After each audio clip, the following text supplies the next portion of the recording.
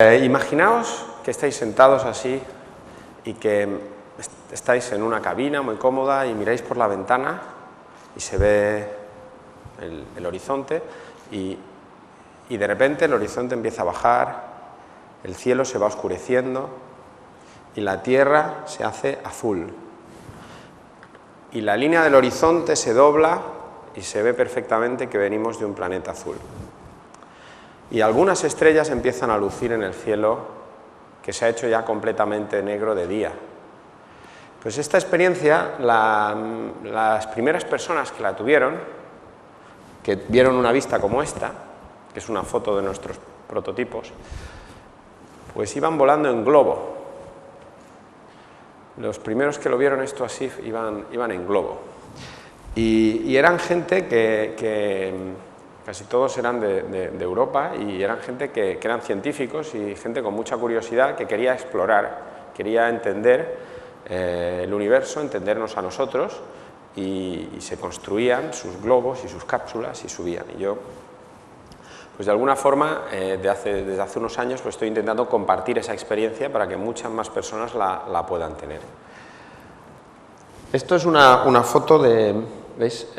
1933, de un sello de la Unión Soviética.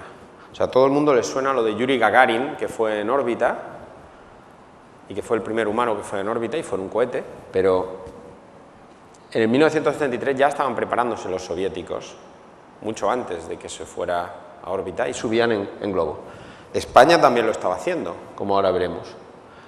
Y este señor era un francés que también subía, y él no tenía acceso a un globo grande como los nuestros, y lo que hizo fue enganchar muchos globos, como en la película Up, pero le fue muy bien. Él descubrió pues, por qué Marte es rojo, descubrió hielo de agua en los polos de Marte.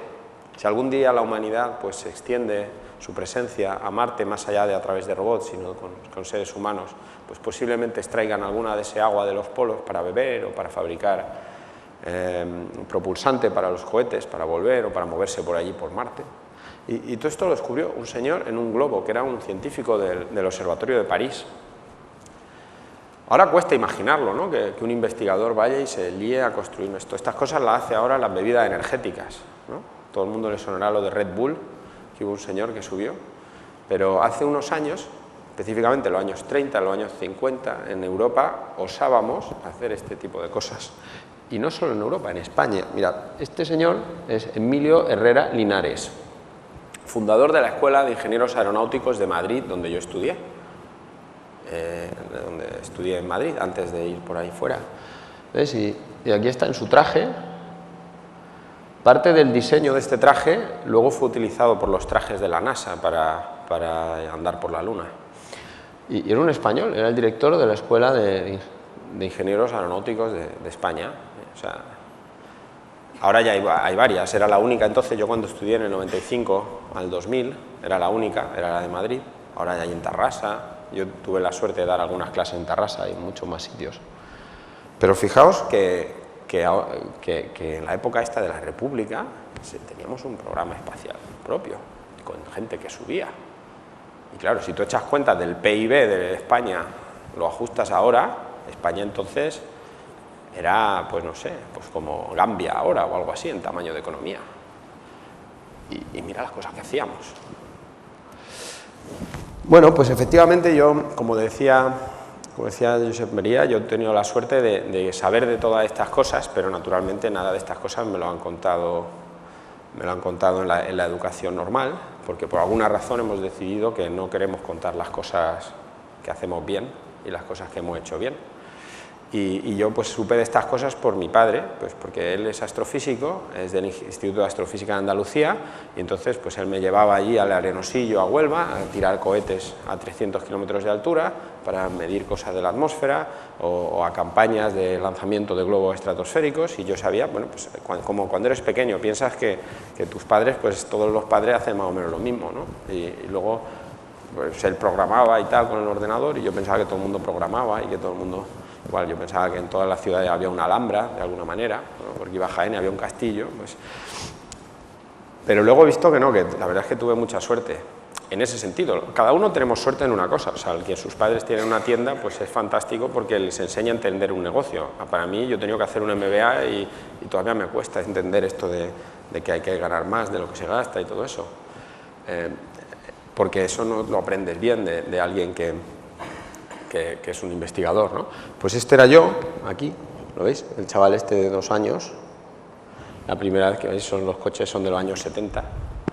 La primera vez que estuve en Cabo Cañaveral, que he estado varias veces, y he tenido la suerte de ver sondas de mi padre, que ir a Saturno y sitios así. Entonces, pues sí, yo tuve esa suerte y creo que el efecto, cuanto más joven se es, el efecto en la carrera profesional es más importante de la formación. O sea, está muy bien la formación de posgrado y tal, pero cuanto antes se toca y antes se inspira, más resultados se tiene. O sea, los hermanos Wright pues consiguieron hacer el primer avión que funcionara y tal con motor a unos 30 años o así de edad, pero lo que la gente no explica es que cuando tenían 12 años o así, su padre le regaló un juguete volador, un juguete con una hélice que lo lanzaban y volaba. Y se quedaron pillados con eso y estuvieron obsesionados trabajando y tal, hasta que consiguieron, con su taller de bicicletas y tal, hasta que consiguieron hacer el avión que volara. Y es fundamental inspirar a la gente joven y también darles oportunidades para crear. Entonces quiero explicar un poco por qué en España, ¿no? Porque mucha gente puede decir, ¿y tú, si habías estado estudiando en Estados Unidos, has vivido en Francia, en Holanda, en Canadá, ¿por qué montas tu empresa en España, que es un carajal, que España no es muy fiable, que no hay tradición, que no sé qué, que es difícil conseguir capital, que te cambian las leyes cada 2 por 3? No, pues es que España tiene unas ventajas tremendas para esto del turismo espacial y quiero compartir algunas con vosotros. ¿Veis? Este es el primer artículo que yo tengo identificado, ¿veis? 1993, Berlín, Universidad Técnica de Berlín, ¿veis? Turismo espacial para Europa, un caso, y ellos piensan que hay que hacerlo desde Rota, ¿vale? De la base de Rota en el sur de España. Bueno, pues meteorología, pocas nubes, tener toda la infraestructura necesaria para que venga gente que que pueda permitirse un viaje espacial, ¿vale? O sea, al principio van a ser caros, como todas las cosas nuevas. Los móviles primero eran muy caros, los coches primero eran muy caros. Tenemos que entender que si vamos a innovar y vamos a crear cosas nuevas, pues tenemos que crear cosas que al principio van a poder pagar los estados y las empresas grandes y las personas con mucho dinero, pero sí, es difícil innovar de otra manera y casi todas las cosas que tenemos vienen así. Entonces, en España pues estamos acostumbrados a recibir turistas. Hay un montón de turistas que vienen y que están esperando tener experiencias singulares. Y entonces hay los hoteles, los restaurantes con estrellas Michelin, las tiendas, todo esto.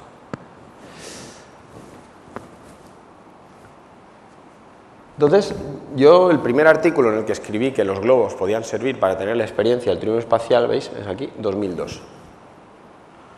El primer turista espacial voló en el año 2000. Pagó 20 millones de dólares por su asiento. Ese dinero se fue a pagar sueldos de ingenieros en Rusia, a mantener la industria espacial rusa. O sea, cuando uno oye esta cifra, 20 millones, qué barbaridad, todo lo que se puede hacer con eso. Bueno, pues esos 20 millones fueron a mantener a un montón de ingenieros rusos. Mejor hubiera sido que hubieran venido a mantener un montón de ingenieros europeos, pero no, los rusos lo venden. En Europa, por alguna razón, hemos decidido que la política de apoyo, pues por ahora, no sé, esto no toca, ¿no? Pero bueno, hay empresas privadas como nosotros y otras, en Suiza, en otros sitios, que estamos desarrollando sistemas para poder tocar un poco de ese pastel. Ahora mismo, turismo espacial es un negocio exclusivamente ruso. Los rusos son los que lo venden y ahora tiene casi 3 años de lista de espera y 60 millones de dólares por asiento. Cualquiera que lo venda por menos, tiene negocio.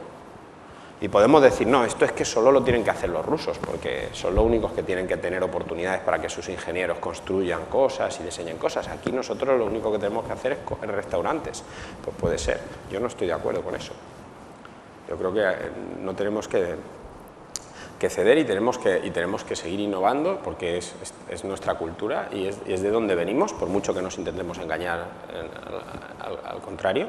Y bueno, pues yo voy a seguir inventando cosas y aquí es donde encuentro los ingenieros con los que trabajar. O sea, también los ingenieros aquí españoles son la leche, o sea, son muy buenos, se los rifan por ahí, cobran relativamente poco, o sea, ¿qué sentido tiene ponerlo esto en Estados Unidos? Con lo difícil que es encontrar un ingeniero bueno en Estados Unidos, y tienes que pagar un montón, y se te va, además no son leales. Bueno.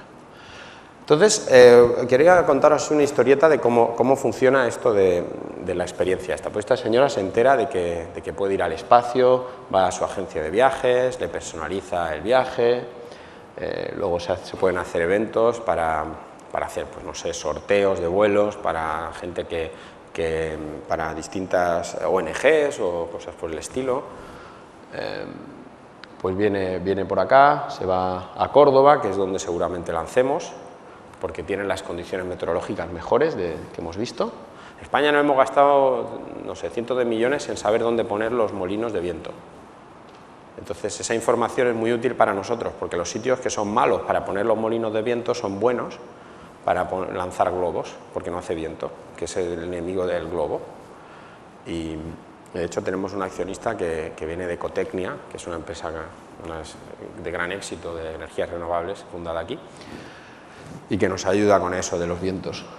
Bueno, pues están un par de días entrenándose, eso no es un entrenamiento muy duro, todos los vuelos van a llevar experimentos científicos, no tiene sentido para mí ir allá arriba y no aprovechar que hay un exceso de peso, un exceso de potencia para llevar experimentos científicos que ayuden a entender mejor el planeta, a entender, bueno, medir cosas contaminantes, cosas que destruyen la capa de ozono, probar instrumentos que luego se puedan mandar más lejos. Y todos los vuelos que hacemos, pues dejamos un hueco para que investigadores y también colegios y gente que quiere tener un experimento allá arriba y quiere tener la sensación de haber mandado algo, pues puedan participar. Se va uno a dormir pronto porque lo último que quieres es que esté la gente cansada o con resaca o algo de esto. O sea, esto es en plan monacal. Y nada, pues esto puede ser una parte del entrenamiento, ¿no? Pues si tienes una contractura o lo que sea, pues no quieres que esté la persona cómoda. Es muy distinto de volar en un cohete. Si vuelas en un cohete, el entrenamiento es más bien que te meten en una centrifugadora y te mueven hasta que pesas 6 veces tu propio peso para ver que no te desmayas. Y eso pues tiene su público, que no digo que no, pero el público es más amplio de este tipo de cosas, es una experiencia más pausada, sin vibraciones, sin explosiones, sin ruido. Y bueno, te vas a dormir pronto y despegas, ves el amanecer desde allá arriba, que es una de las cosas que a los astronautas más les gusta describir.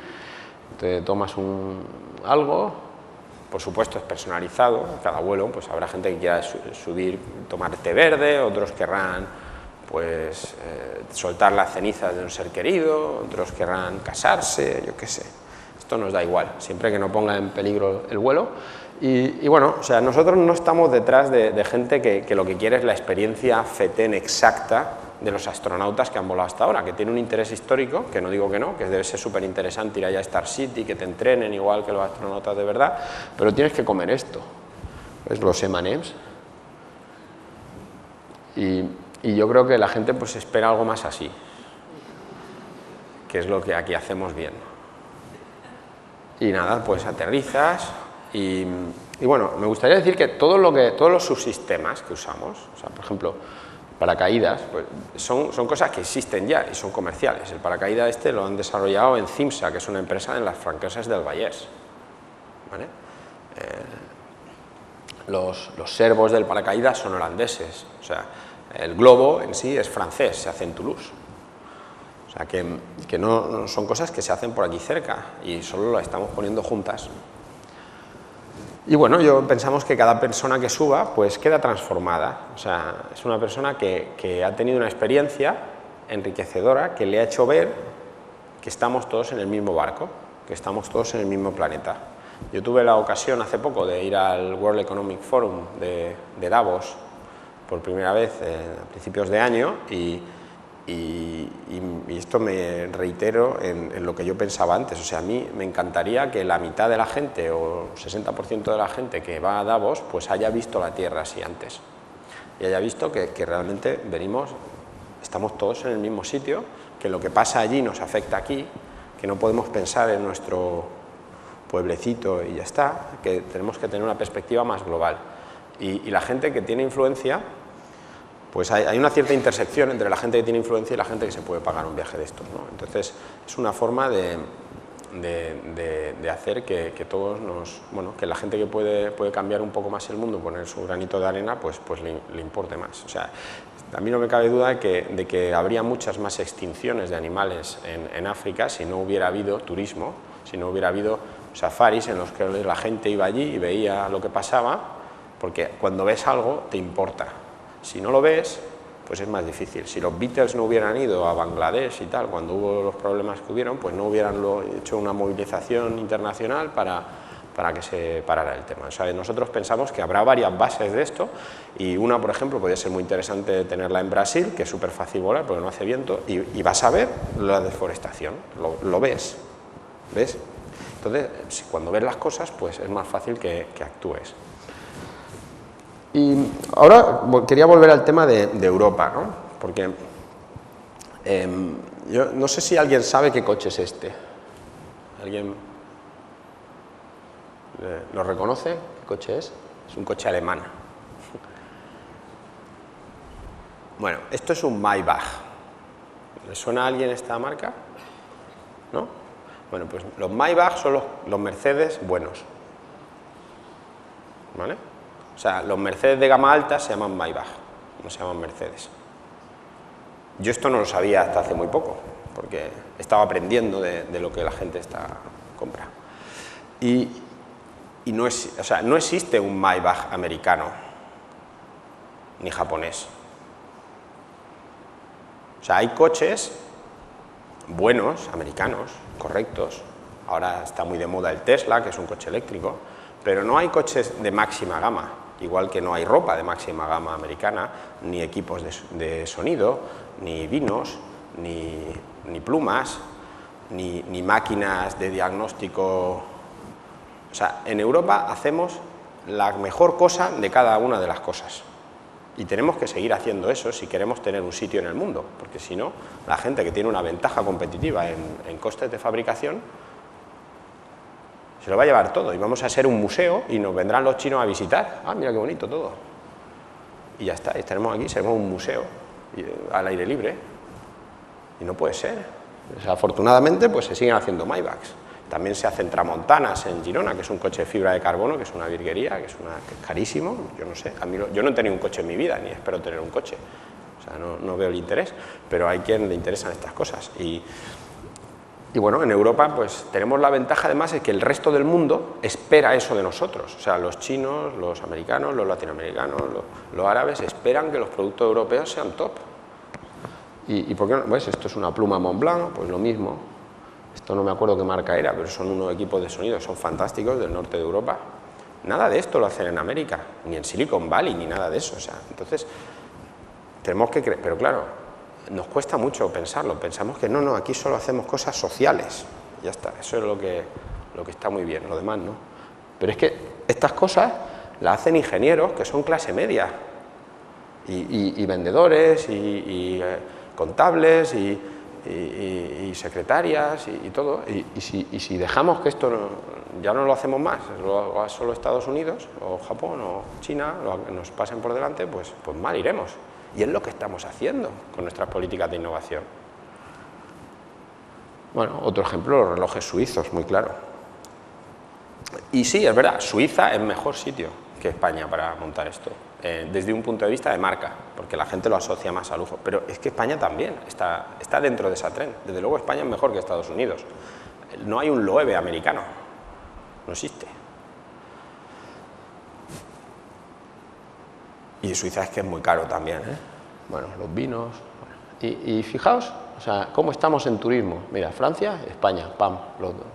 Estados Unidos, claro, es más visitado. Estos son números de visitas. ¿Por qué no lo aprovechamos, no? Claro, China está ahí, pero es que China es muy grande. O sea, en proporción al tamaño del país, lo de Francia y España es espectacular. Y de eso hay un porcentaje que puede invertir, que puede venir aquí, enamorarse del país e invertir. Pero no sé, desde la administración se tendría que hacer que esa gente pues invierta en las empresas, en la gente y tal, ¿no? Parece que la administración está obcecada en que esta gente invierta, pero en ladrillo, porque es lo que le salen las cuentas bien para sus amigos. Y bueno, estos son las estrellas Michelin que hay por España, ¿no? Es espectacular. Bueno, en Cataluña es más todavía. Pero esto, por ejemplo, yo hablaba con Sir Richard Branson, el fundador de Virgin, y decía, no, es que vente a Nuevo México y lanza desde Nuevo México. Y yo decía, pero es que en Nuevo México no hay restaurantes con estrellas Michelin, entonces ¿quién va a ir a Nuevo México a volar? Bueno, este es otro español, os quería comentar, acaba de incorporarse al equipo como asesor y es Michael López Alegría, ¿vale? Él nació en Madrid y vivió en Estados Unidos. Y él es el astronauta de la NASA que ha estado en el espacio más tiempo. De todos los astronautas de la NASA, el que ha estado más tiempo en el espacio tiene DNI. Y está colaborando con una empresa española en hacer esto realidad. Bueno, yo creo que es significativo. Esto fue una camiseta que volé cuando fue lo de los mundiales la otra vez, no los últimos, sino los anteriores. Y nada, yo la llevaba aquí debajo. Y bueno, o sea, nosotros pensamos, no, es que estas cosas las hacen fuera, esto, lo de que inventen ellos, ¿no? Que decían. Pero no, yo me niego, o sea, nosotros inventamos y lo creamos. Y bueno, yo fundé la empresa, ya digo, en 2009, aunque la idea la tenía de mucho antes, pero el tiempo en el que la fundas es importante, y de hecho yo quizá la fundé pronto. O sea, ahora se empieza a entender que esto va a pasar, que el espacio va a comercializarse, que es una oportunidad de inversión, pero en 2009 cuando la fundé todavía no se veía demasiado claro. Y yo la fundé en parte porque vi que este señor consiguió la financiación para la suya. Porque la gente dice, no, pero tú lo conoces a él y si él no te está financiando tu empresa es que hay algo malo, debe ser que no es buena. Y digo, no, pero es que él no financia las empresas. Él lo que hace es que se pone delante, empuja una idea y hay otros que vienen y la financian. Y estuvieron 5 añitos de picar piedra, de que le dijeran que estaban locos, hasta que consiguieron que un jeque de Abu Dhabi les pusiera el dinero. Bueno, pues yo esta mañana he aterrizado de Dubái y no puedo decir mucho más, pero bueno, en eso estamos. Sabéis que hay una cierta rivalidad entre los dos, dentro de los Emiratos. La verdad es que es triste que tenga que ser un jeque de allá, porque capital en España hay por un tubo. Lo que pasa es que está en Suiza y en Andorra. Y como no se ha conseguido creando valor, si no se ha conseguido de otra manera, pues cuesta mucho volver a meterlo en empresas para que se cree valor y tal, porque se piensa que esto se consigue solo de una cierta forma, ¿no? Que es como si fuera un juego de suma cero. No es un juego de suma cero. No se trata de redistribuir, no se trata de coger de quien tiene y de la quien no tiene, no. Se trata de que todos tengamos más. Y para eso hay que incentivar a quien tiene para que ponga su dinero en cosas que nos hagan más competitivos y más ricos a todos. Es muy sencillo, pero parece que cuesta mucho que esto se entienda. Y ahora quería hablaros de la otra área de negocio en la que estamos trabajando en Zero to Infinity, que no tiene nada que ver con llevar personas y que ha sido lo que llaman, ahora está muy de moda decir, que los emprendedores tienen que pivotar, tienen que cambiar cosas o redirigir el orden de cosas en función de las señales que reciben del mercado. Bueno, pues nosotros recibimos una señal muy clara del mercado. Sí, nos creemos esto de llevar a gente, hay gente que quiere ir, pero hay mucha más gente que quiere que le lancen su satélite. Hay una demanda enorme de lanzar satélites pequeños, satélites de entre unos 5 y 100 kilos, que no tienen forma de volar.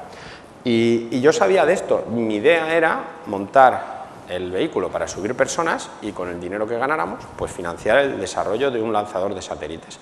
Pero lo que he visto es que va a ser en paralelo, quizá antes, el tema de lanzar los satélites, porque hay una demanda muy clara y muy fuerte. Y esta idea de que los satélites iban a ser pequeños y que iban a tener que lanzarse muchos de ellos, yo la había empezado a oír de gente en España del INTA, del Instituto Nacional de Técnica Aeroespacial, que pertenece al Ministerio de Defensa. ¿Veis? Esto es el boletín oficial del Parlamento de Canarias, ¿lo veis? ¿Veis el año? 1998. ¿Veis? Vehículo lanzador Capricornio. Este era el proyecto que tenía el INTA para hacer un lanzador de satélites de 100 kilos. En el 98, 100 kilos era pronto, era poco. No estaban los satélites, la electrónica, no había móviles como los de ahora. La electrónica no se había encogido lo suficiente y no se podía con 100 kilos hacer lo que hoy en día se puede hacer. Pero ya había gente visionaria allá pensando en que esto había que hacerlo.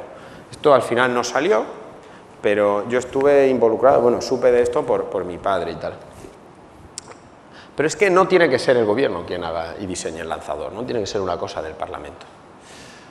Esto es un proyecto que hizo un señor que se llama Antonio Elías, también un español, que él también vio la oportunidad de lanzar pequeños satélites y lo que hizo en una empresa, él también empezó en aeronáuticos en Madrid y luego acabó en MIT, ¿vale? Y lleva allí toda la vida, en Estados Unidos, ¿veis? Y es el único ser humano que ha diseñado un lanzador de satélites que sale desde el aire, que despega desde el aire. ¿Veis? Este es el cohete y se tira desde un avión, que lo ha diseñado y lo ha industrializado y lo ha puesto a operar. O sea, gente que diseña cosas hay mucha, pero el que acaba implementando y acaba cerrando, que eso es lo importante, pues solo está él por ahora. Y nada, él me está echando una mano también en lo que estamos haciendo, porque lo ha hecho y sabe los riesgos, dónde están las trampas, dónde están las cosas que parece que son fáciles y no son tanto, y tal. Y ahora os quería enseñar un vídeo un poco antiguo de cómo pensamos nosotros lanzar los satélites. Y veréis que tiene mucho que ver con lo del globo de antes.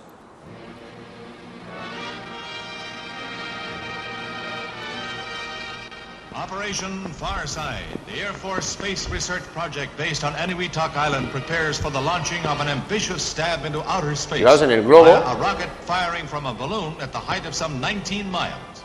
The missile is a light, 1,900-pound four-stage rocket, designed not to orbit like the Sputnik, but to carry instruments higher than ever before attained and radio its data back to Earth.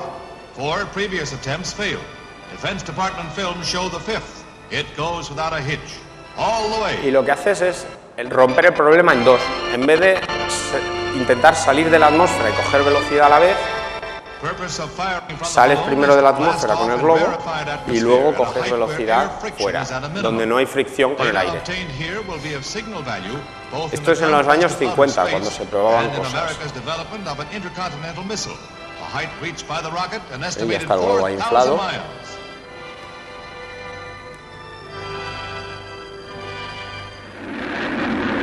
Y dispara a través del globo. Eso es opcional, nosotros no vamos a hacer eso, pero bueno. Es la Fuerza Aérea Americana, o sea, tenían que pinchar el globo, no podía aguantarse. Entonces, os quería enseñar un vídeo de una operación nuestra de lanzamiento, ¿veis? Vamos ahora para de los años 50 al siglo XXI. ¿Veis? Se suelta el globo.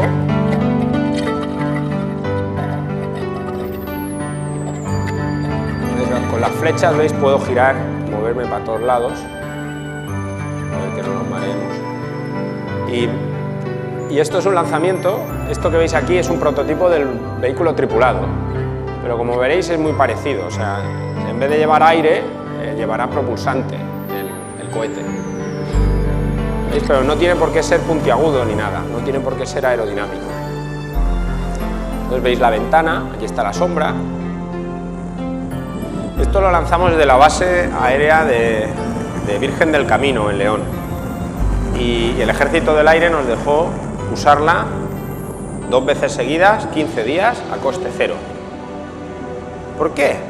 Pues porque saben que eso es lo que hacen en Francia, que eso es lo que hacen en Estados Unidos, porque esta gente pasa temporadas en Estados Unidos, en Francia, por el mundo, y saben que en todas partes las Fuerzas Armadas pues ejercen un papel para estimular la innovación, porque son gente que entiende que tienen que tener las cosas más avanzadas, que una pequeña diferencia de performance puede ser crítica para ellos, ¿no? Entonces, pues son gente que están abiertos, que entienden que es probar cosas y que no salgan. Eso sí, no tienen un duro, pero por lo menos lo que tienen, que es la base, nos la dejan. ¿Veis? Aquí hay un prototipo. Ojalá pudiera decir lo mismo de todas las instituciones de apoyo al emprendimiento y todo esto. Y vamos a subir arriba del todo. ¿Veis la vista? ¿Veis cómo se mueve suavemente, sin ruido? ¿Veis? La Tierra es azul y el globo ya está hinchado entero. Entonces aquí, pues según la misión, pues o te quedas aquí o lanzas desde aquí un cohete para ponerte en órbita. Si es una misión tripulada, te quedas aquí, ya está, y miras por la ventana. O sacas los instrumentos, haces las mediciones, etc. ¿Veis la vista, no?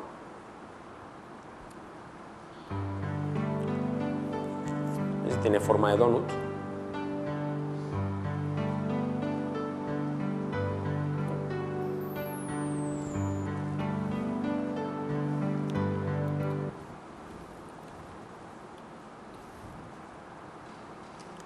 Presentación, a ver, reanudar presentación. Bien.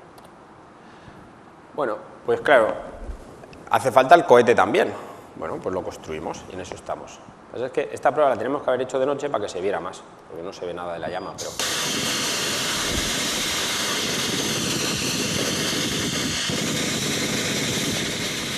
Esto es un cohete que quema, este justo que veis quema propano y oxígeno, pero el definitivo vamos a hacer quema gas natural y oxígeno. Gas natural, hay autobuses de gas natural en Barcelona, es un combustible muy entendido, muy sencillo de trabajar con él, no es nada muy exótico y es muy eficiente. Y bueno, esto que veis aquí es un tanque muy ligero, muy eficiente, que será parte del lanzador y ya en una prueba de vuelo en Córdoba. Y eso es un poco cómo funciona, o sea, fijaos que el cohete no es puntiagudo como el de los años 50, el de los años 50 era puntiagudo porque era el que tenían a mano y lo lanzaron, pero una vez que ya casi no hay aire, pues ya no tiene por qué ser puntiagudo, puede tener cualquier forma, y estas formas facilitan la recuperación, o sea, tienen una alta resistencia aerodinámica y distribuyen el calor de la reentrada en un área más grande que si fueran una forma más alargada. Entonces, sin entrar en mucho detalle, pues la primera etapa se suelta y baja, la segunda etapa se suelta y baja, y la última etapa es la que ya pone el satélite en órbita. Esto siempre hay etapas, o sea, no tenemos materiales y propulsantes para hacer todo el viaje sin etapas, o sea, de una vez. Esto a lo mejor algún día, la gente está del grafeno, no sé. Bueno, aquí otra vista. Entonces, lo que hemos construido es una parte de este motor, le falta la campana, porque la tobera esta grande, eso se le pone cuando estás en altura, o sea, en tierra cuando lo pruebas no tienes por qué ponérsela porque no funciona, funciona para expandir al vacío, digamos, al vacío del espacio.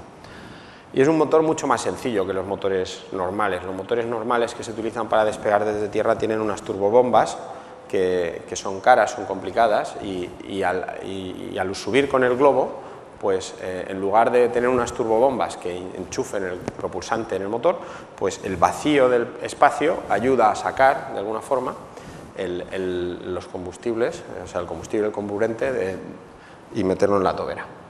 Bueno, y esto es un poco la vista. Nosotros no vamos a... Esto lo dejaremos caer un rato y luego se disparará. Y la góndola que se queda enganchada al globo, pues se utiliza como relay de comunicaciones. Así no se pincha el globo ni nada y luego se puede recuperar. Porque desde el barco donde se hace la operación, pues hay un momento en el que pierdes de vista ya el cohete y en cambio el globo extiende un montón la visión. Y bueno, esto es una foto, bueno, una imagen por ordenador. Esto es muy importante para vender, hacer fotos de estas imágenes bonitas y hacer una web muy buena y todo eso. Y bueno, o sea, quería acabar con una pequeña reflexión. Está de moda decir que esperábamos un futuro. ¿Dónde está mi futuro? Esperábamos un futuro con coches voladores y bases en la Luna y en Marte y hemos obtenido 140 caracteres de Twitter, ¿no?, como innovación. Y se dice mucho esto. Y ves, esto es una portada de la revista esta Popular Science, que me entrevistaron el otro día, y dice, ¿dónde está mi coche volador? ¿Qué es lo que pasa, ¿no? ¿Por qué el futuro no ha llegado? Pues en parte, en mi opinión, es porque estamos mirando a los sitios equivocados y poniendo los recursos para crear ese futuro en los sitios equivocados, como por ejemplo Silicon Valley. El coche volador es este, y lo están haciendo en Eslovaquia, unos amigos míos, y hay muchos intentos de coche volador, pero este funciona de verdad. El otro día se estrelló, de hecho, en una prueba, pero el hombre salió ileso. Pero eso es normal, cuando haces pruebas se estrellan las cosas. Eso es lo que los militares entienden y lo que no entienden las agencias normales. Dicen, no, eso es que, uy, riesgo. Pero sin riesgo no hay beneficio. Hay que gestionar el riesgo, no hay que temerle. Hay que medirlo y trabajar con probabilidades y ya está, no asustarse, ¿no? Si no, estaríamos encerrados ahí en el sótano de nuestras madres y no avanzaríamos. Pues bueno, sí, es el Aeromóvil, que es un vehículo de Eslovaquia, y este es mi mail para toda la vida, o sea que me podéis escribir aquí, pero para que no me tengáis que escribir, me podéis preguntar ahora mismo, que estoy aquí, y encantado de responder a vuestras preguntas o que me comentéis lo que os parezca. Muchísimas gracias.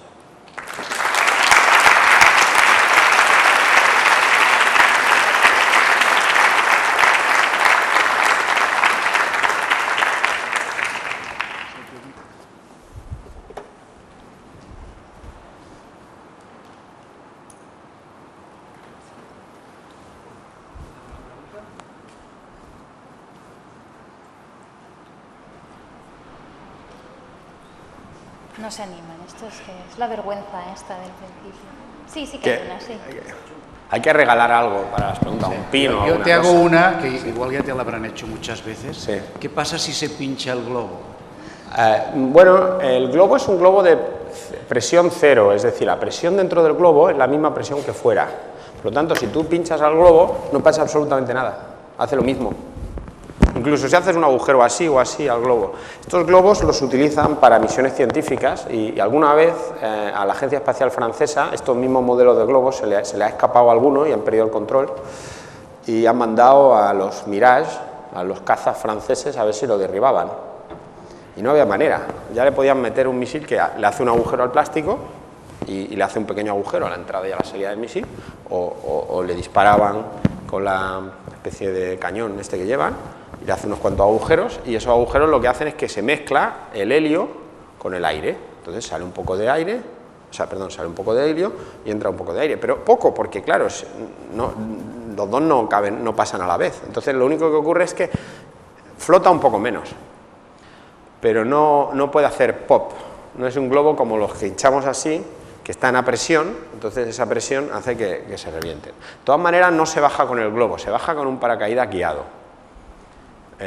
Bajar con el globo sería menos controlable porque no tienes control lateral, en cambio con el paracaídas guiado puedes ir para la derecha, para la izquierda, lo que quieras. ¿Crees que la enseñanza secundaria se potencia la innovación? Imagínate que la mayoría no tiene la suerte de tener unos padres como los tuyos. Nos gustaría saber tu opinión desde tu perspectiva ahora que lo has vivido como alumno y que llevas un proceso de creación de empresa. Yo creo que en la enseñanza secundaria que yo viví no me contaron nada sobre crear una empresa. El concepto de valoración de una empresa, cómo tú la creas y consigues inversión, pero esa inversión no es, el inversor no se la queda entera, sino que tú por tu idea tiene un valor. Ese concepto yo creo que es súper importante que se cuente y por alguna razón no se cuenta, y es que es la base de la creación de valor. O sea, a mí me parece que o sea, te cuentan, pues, o sea, ¿cómo diría? Te dan herramientas. Yo la verdad es que yo estudiaba mucho por mi cuenta. O sea, yo estudiaba pues, física y libros de Feynman y todo esto, y era un poco un electrón libre, ¿no? en el instituto también. Entonces, yo creo que sería más interesante, o sea, aparte de dar herramientas, es como si voy a dar un ejemplo, o sea, si hay o sea, te explican tú quieres ser ingeniero de motores, ¿no? Entonces te explican, bueno, pues así se calcula la estructura, así se calcula la termodinámica, todas estas son las herramientas que puedes usar, hay tornillos de estos tamaños, hay aleaciones de estas, eso es como se explica ahora, te explican todo eso y esperas que puedas hacer, pero si te vienen y te dicen, no, mira, toma, aquí hay un motor, desmóntalo, pues entonces dices, veo que necesito un destornillador, y entonces lo desmontas. Veo que ahora hazlo funcionar y que no se queme. Pues veo que necesito calcular la transferencia de calor, porque si no se me va a quemar. O sea, el tener ejemplos sobre los que entenderla, o sea, yo tardé un montón en la carrera también de entender por qué me explicaban, bueno, tardé un poco, pero por qué me explicaban álgebra, ¿no? Pero al rato lo entendí, dije, no, claro, es que esto sirve para calcular pues las frecuencias propias y tal, y con eso pues puedo ver si se me van a romper las cosas o no, por las vibraciones. O sea, muchas veces la sensación que tiene la gente es que le explican cosas, pero no entienden para qué sirven, porque no tienen el objeto, digamos, delante de cómo aplicarlo. Yo la enseñanza secundaria, cuando hablo con mis profesores del instituto, todos me dicen, está mucho peor, o sea, cuando tú estabas era otra cosa, pero ahora olvídate, o sea, yo ya no recomendaría a nadie que viniera al Instituto Alhambra, que es donde yo fui, en Granada, y no sé, yo veo que también hay muchos esfuerzos de cosas muy chulas, que antes no había tanto, pues de las ligas de Lego y todo esto, para intentar fomentar que la gente se interese por la tecnología y todo eso, pero en mi opinión lo que realmente funciona de verdad porque los chavales se interesen por la tecnología es si piensan que luego van a tener un trabajo mejor, y eso es el problema, que no, que van a vivir peor. Entonces, o dedicamos los recursos, o sea, yo siempre lo acabo viendo a cómo se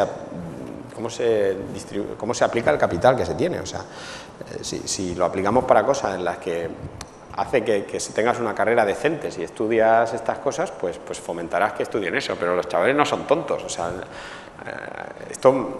en Estados Unidos hay muy pocas vocaciones de ingeniería y de tecnología, pues precisamente porque los chavales espabilados se van a hacer abogado de Harvard o lo que sea, o médico, que de médico ganan muchísimo más dinero, y hay un montón de médicos que en realidad lo que les gustaba es la aviación o la informática o no sé qué, pero no son tontos, y dicen, yo lo que quiero es ganar la vida bien, entonces me dedico a ser médico, y por eso la gente que en el departamento de aeronáutica y astronáutica de MIT éramos los más mediocres realmente, porque luego las oportunidades de trabajo son chungas en general. Entonces yo creo que los chavales no son tontos, o sea, aunque durante un tiempo les gusten ese tipo de actividades y luego ven que siendo un investigador en cáncer o no sé qué, o siendo un astrónomo no sé qué, van a tener que irse de su país y van a tener muy poquitas oportunidades de poder ser un buen partido y tener niños y que los niños hagan violín y taekwondo y todas las cosas que quieren hacer, pues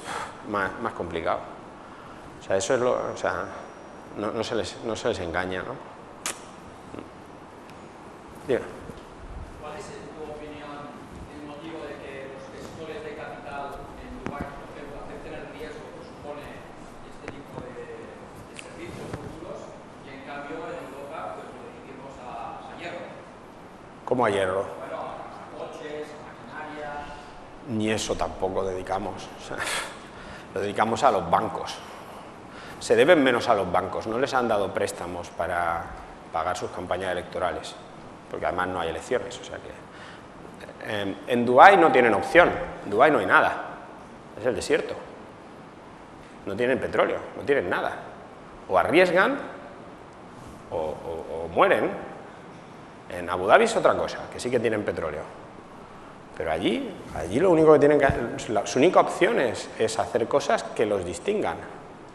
Y cuando tú tienes un sistema autocrático como ellos tienen, te la juegas a que la gente que está arriba tenga visión o no tenga. Puede ser que no tenga, es lo más habitual, o puede ser que tenga, pero te la juegas. Lo que a mí me sorprende de nuestro sistema democrático es que, eligiéndolos nosotros, elijamos a gente así. O sea, no sé, No sé cómo lo hacemos, porque no tendría que ser, o sea, casi que coges a cualquier aleatorio y sale mejor. Y no es solamente el capital público, el capital privado también. Allí lo que pasa también es que han visto el progreso y se lo creen. Tienen una idea de que el futuro es positivo. Aquí no. Aquí la gente que tiene capital, en general, pues sabe que sus abuelos eran la leche y vivían muy bien, no sé qué, y ahora pues tienen la sensación de que tienen que preservar ese capital y que el futuro no tiene por qué ser a más. No han visto una evolución. Quizá en España en los años 30 sí que se había visto una evolución y entonces había una cierta expectativa y por eso se hacían estas cosas de subir a gente en globo, o coches eléctricos que se hacían en la fábrica de David, en la calle Aribau, en lo que es el drugstore, hacían coches eléctricos. Ahora la gente dice, soy en España el coche eléctrico, vamos a hacer. Bueno, pues se hacían en los años 20, porque habían visto una evolución. En China han visto una evolución. Entonces tienen una expectativa de que el futuro también va a ser un futuro de más crecimiento, de más oportunidades, y aquí llevamos un porrón de años que no, aquí no se evoluciona. Entonces, en Dubái es que hace 30 años no había nada, y han visto cómo eran unos pastores de cabras y ahora son los reyes del mambo. Y entonces ese haber visto esa evolución, tú piensas, extrapolas en el futuro y piensas que puede pasar. Aquí llevamos un montón de tiempo diciendo, no, aquí que no se mueva nadie, que todo lo mismo. Y es más, yo diría que en España yo veo más actitud hacia una cierta evolución en sitios que en los que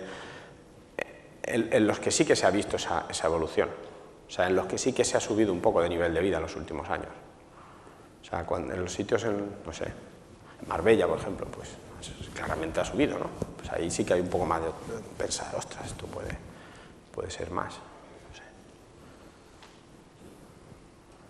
También no está incentivado, o sea, fiscalmente lo interesante es sacar el dinero todo lo que puedas del país. O te prometen cosas, te dicen, no, tienes que... Yo hablaba con una persona que era, bueno, heredero de una familia aquí que tenía un imperio de temas de alimentación una vez y le decía, oye, pues estoy haciendo esto, y este hombre venía de la NASA, que había hecho un curso en la NASA, en NASA Ames, el curso de Singularity University, venía todo emocionado del espacio y yo dije, este me va a invertir en la empresa, voy a pillarlo. Dije, estamos haciendo esto, Dice, no, es que mira, yo tengo mi parte de inmobiliaria, mi parte de tal, y mi parte de cosas así un poco especiales, pues están renovables, porque el gobierno me garantiza una rentabilidad y unos precios y no sé qué, entonces, pues mira, lo siento, chico. Claro, el gobierno haciendo ese tipo de cosas, pues no se da cuenta, pero cierra el grifo a los otros, para poder llevar la bandera política de que somos los más verdes, cuando luego estábamos más lejos de Kioto que nadie. Pero, o sea, y yo le digo, ¿y tú te fías del gobierno, de verdad? Marcos, ¿te fías? Sí, bueno, hizo mal en fiarse, porque no te puedes fiar. O sea, han cambiado las normas de las renovables y el hombre, pues, está perdiendo capital. Pero bueno, no sé. Muchas gracias, ¿Sí? profesor Díaz. Bueno, si tenéis más preguntas, está ahí mi email y yo encantado de, si alguno quiere subir o sabe de algún satélite, lo típico. Gracias a vosotros.